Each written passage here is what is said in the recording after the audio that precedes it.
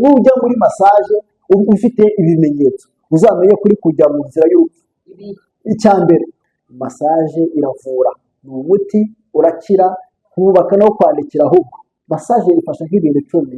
Ikintu cya mbere,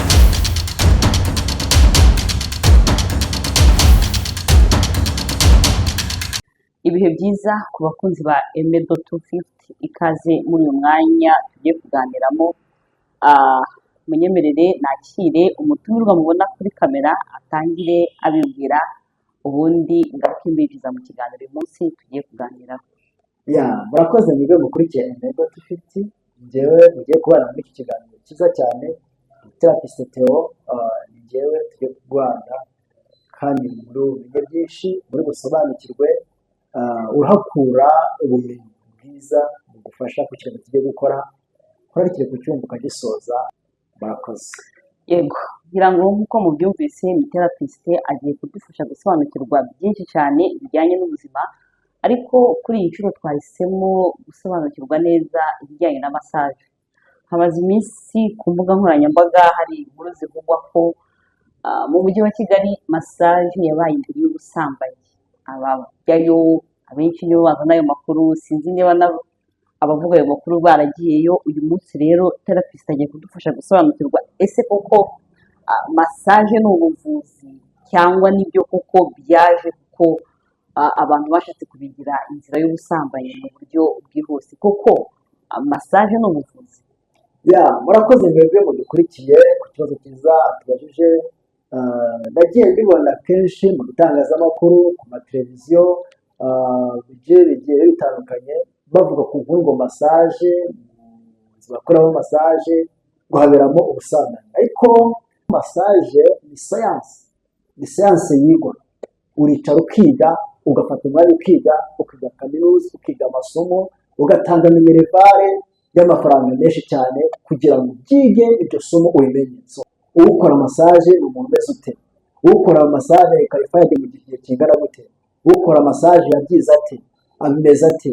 Ni ukuvuga ngo ni siyanse yigwa, ukiga ukamenya ngo umeze ute, ukamenya ngo massage ukora n'iki. Kuko mbere na mbere umuntu ukora massage agomba kuba yarize anatomy and physiology, ibice by'umubiri abizi, then akamenya na physiology n'uko bikora. Mbere na mbere umuntu uzi anatomy and physiology niwe muntu uri qualified kuba yakora massage. Kuko massage ni ikintu utakiniraho, massage ni ikintu utapfa gukora uko iboneye, kuko ni ibintu bikora kuri emotion, bikora ku buzima bw'umuntu, bikora ku gice cy'umubiri cy'umuntu. Bisaba rero kuba warize anatomy and physiology. Umuntu wabyize, umuntu ubikora byize, ni byiza, birafasha, biraruhura, bituma umubiri umera neza. Kuko umuntu ukora massage wize anatomy and physiology agomba kuba azi ibice by'umubiri w'umuntu, sibyo? Akaba azi ko umubiri watangiye ute, ubaho ute, bimeze bite. Nibwo yamenye ngo ndakora massage, ndakora ikihe gice, ndakora hehe. Kuko umuntu wize anatomy aba azi ngo selile zibaho gute, zimitira gute, zibaho gute, zikora gute. Uwo muntu aba abizi, yakora massage. Akamenya ngo umubiri ufashe selile, ugatangaho selile bibyara tishu yazimenya, akaba azi ngo izo tishu zimeze gute, bagenda gute. Yamenya ngo izo tishu iyo ziyegeranyije zikihuza, nibyo bibyara organ. Izo organ zahura zikiyegera, nibyo byara system zateranye ukabyara body, umuntu ubona ugenda. Iyo wabyize rero ukamenya nerves, ukamenya system, ukamenya organo zikora gute, zikora na gute, nibwo wa muntu uri qualified ko yamenya ngo ndakora massage. Isomo rya massage rero ririgwa, ukarimenya rikorwa gute. Warikora n'umuntu wabyize, rikiza indwara, ukamera neza. Kuko ibintu byigwa ni siyanse, bicara ukiga. Bariya bagenda babyitirira rero ngo bakora massage, bakora iki, bahaberamo ubusambanyi. Baba batesha iryo somo, iyo siyanse, iyo wize, baba bayitesha isomo. Ni byiza cyane iyo waryize rero ukayikora, umenya ngo ndakora iki, umenya ngo ndavura nde, ndagenza nde. Kuba ariko wayikoresheje ubikorewe n'umuntu wabyize, urakira ukamera neza, indwara igakira, ubuzima bukagenda neza, ibintu bigasubira ku murongo. Ni ukuvuga ngo nk'uko twabonye massage therapy, hari amoko agiye atandukanye na massage. Mbere na mbere muri ayo moko agiye atandukanye nababwirwamo harimo nka za deep tissue massage. Ni massage nziza cyane ifasha kuri ba bantu bagira cramps, bagira ibinya. Ya deep tissue ni nziza cyane. Uzajya kubona ngo abantu bafite ibinya, sibyo gusa noneho abantu b'ingeri byinshi ubushakashatsi bwagaragaje ko guhera ku hejuru y'imyaka 40 nibo abantu bagira cramps. None hari n'indi percentage yo mu myaka iri hasi nibo bagira ziriya cramps. Biriya binya rero ni ikigero cyiza ni umubiri urakubwira ngo amaraso ntatembera. Icyo gihe rero ukeneye massage ukeneye ni iyi iya deep tissue yayo deep yayo ifata kuri tissue igazibura imitsi amaraso agatembera neza kuko mbere na mbere cramps ni iki byarinya ni iki ni indwara bwayo ni indwara uzabona umuntu wafashe cramps ntarambura neza ibinya mu birenge biba birimo ibinya mu maguru biba birimo ariko niba kuri ya massage ngo ikorere n'uwagize iya deep tissue ni nziza cyane irafasha ukamera neza.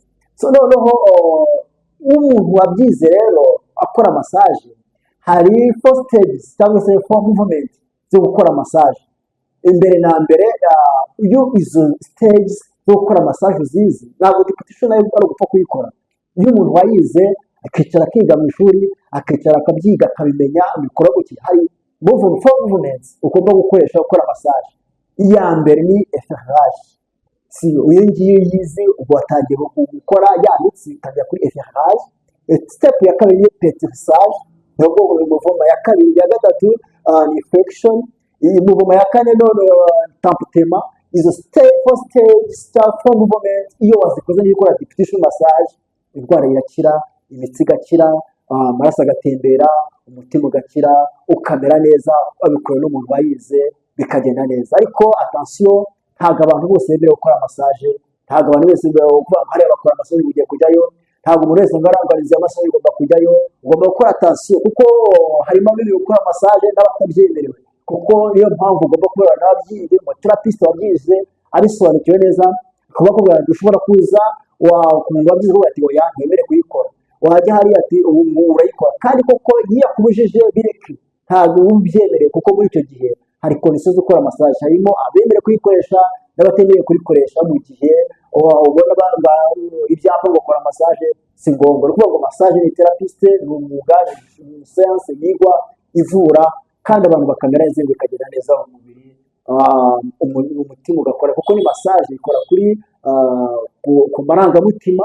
Niyo mpamvu ibintu bikora ku marangamutima ibintu bikora ku mitekerereze ibintu bikora ku bwonko ni ibintu bigomba gukorwa n'umuntu wabyize uzi ngakora iki umubiri urakora ute umubiri utera ute umubiri uhurira hehe kuva n'umuntu wabyize. Bariya rero babyitirira nibo bahindura iby'ubusambanyi ariko massage ni science yigwa kandi ivura umubiri ukamera neza ukagenda neza morale ikagenda neza mu mubiri.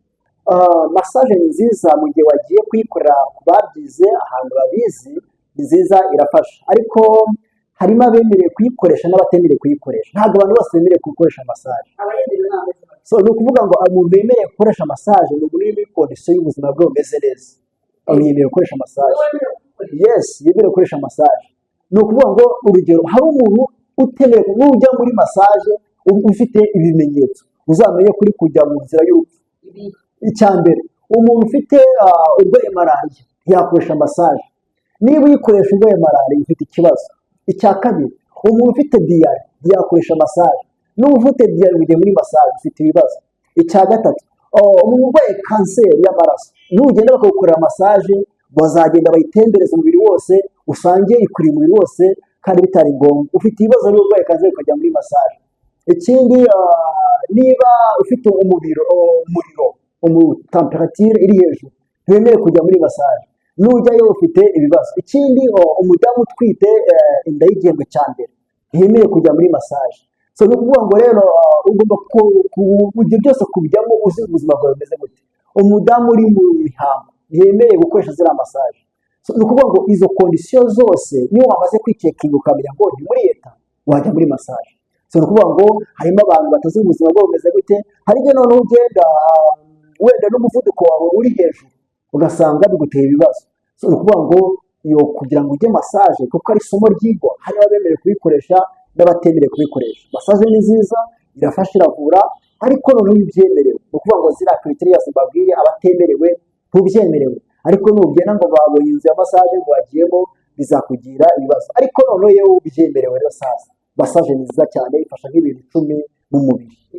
Ikintu cya mbere wowe kuri n'umuntu bize wabyize wize anatomy and physiology wize umubiri w'umuntu azi umubiri ukora bite massage ifasha nk'ibintu 10 ikintu cya mbere uzajya abantu bahura n'amasiteresi, umunaniro.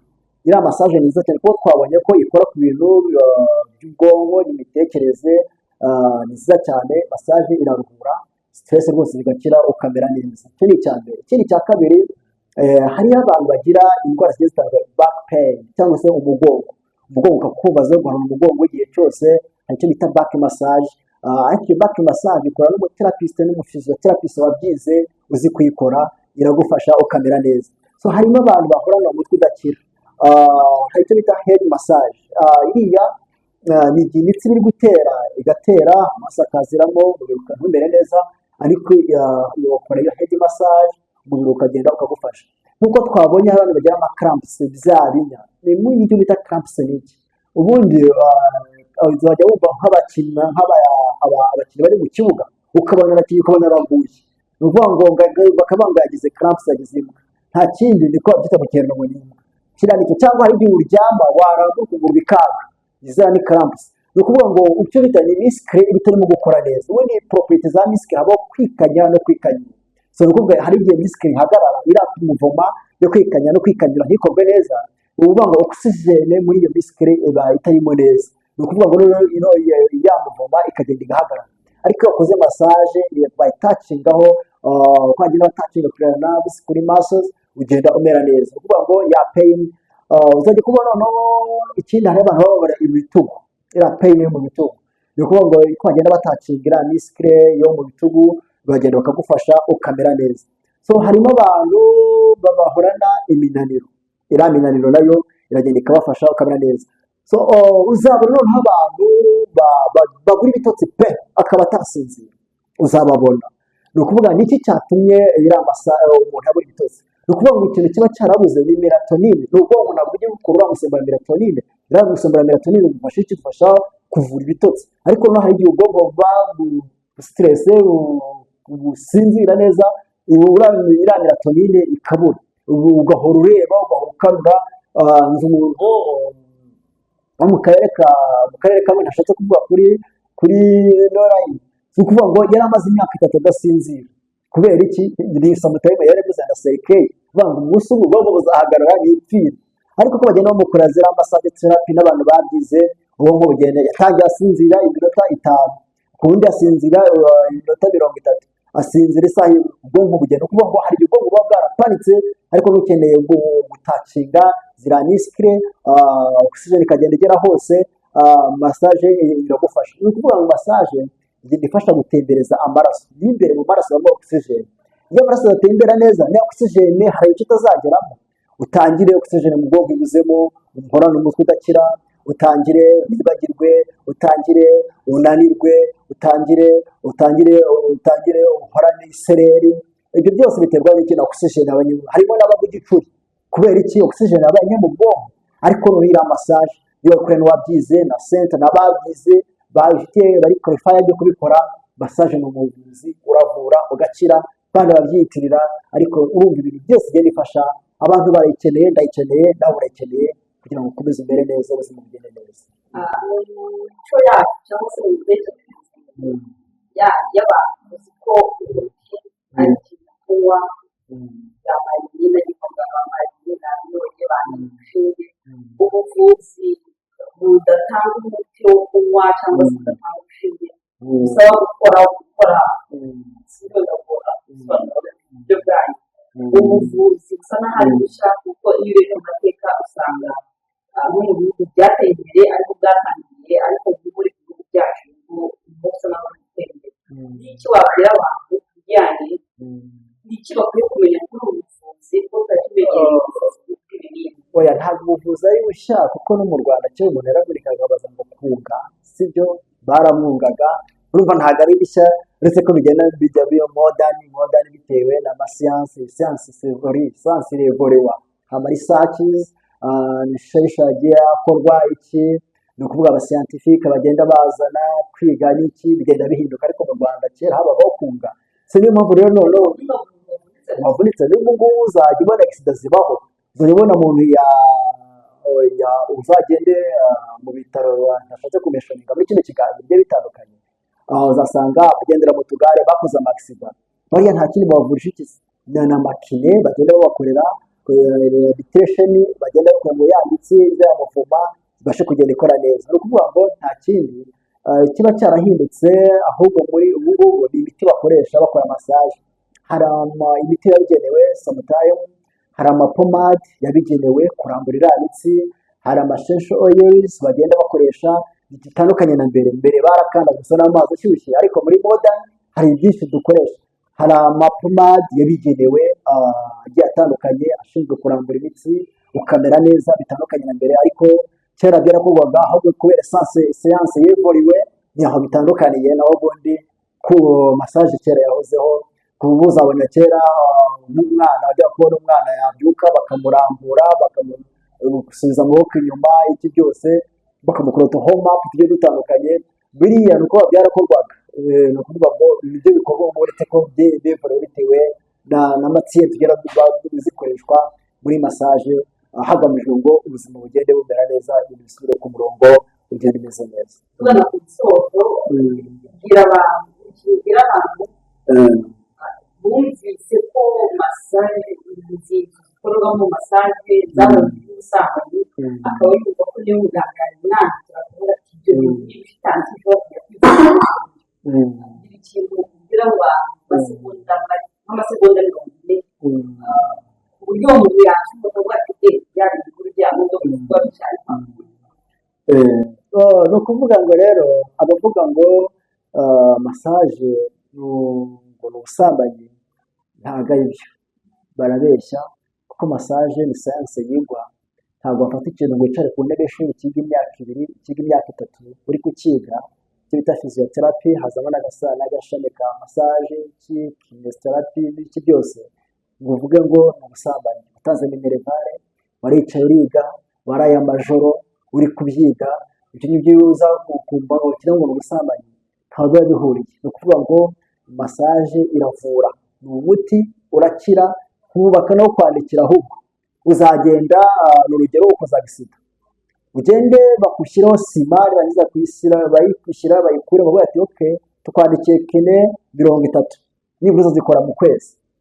Uzagenda ubona icitse ukuboko, igufwa barayiteranye bamushizeho sima, okay batukandikire kine 25 mu kwezi. Harimo za kine, za massage, harimo tubasha pray bagenda bakoresha, ariko kuvuga ngo ni umuti uravura. Uzajya kubona ubone umuntu yarwaye paralysis, uzababona bagendera mu tugare, uriya muntu akeneye massage therapy zivura zikagukiza ukamera neza.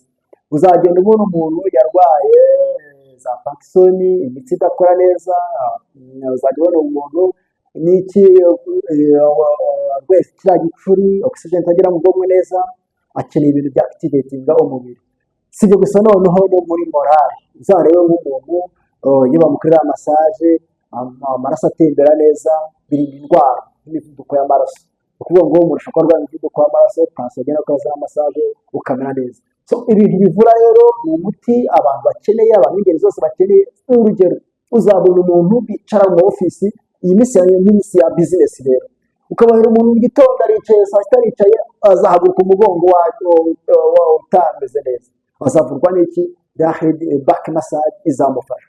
Uzajya kubona umuntu noneho kwa kundi bitugu birababara, ibi sayine ibimenyetso bya stress ni ukubabara ibitugu. Ibyo bitugu uzakizwa n'iki? Ni ya massage ya tissue izagenda ikagufasha. So massage ni umuti, iravura, ni siyanse yigwa, kandi uyikora ngo babe qualified, yarabyize, abikora ari umunyamwuga.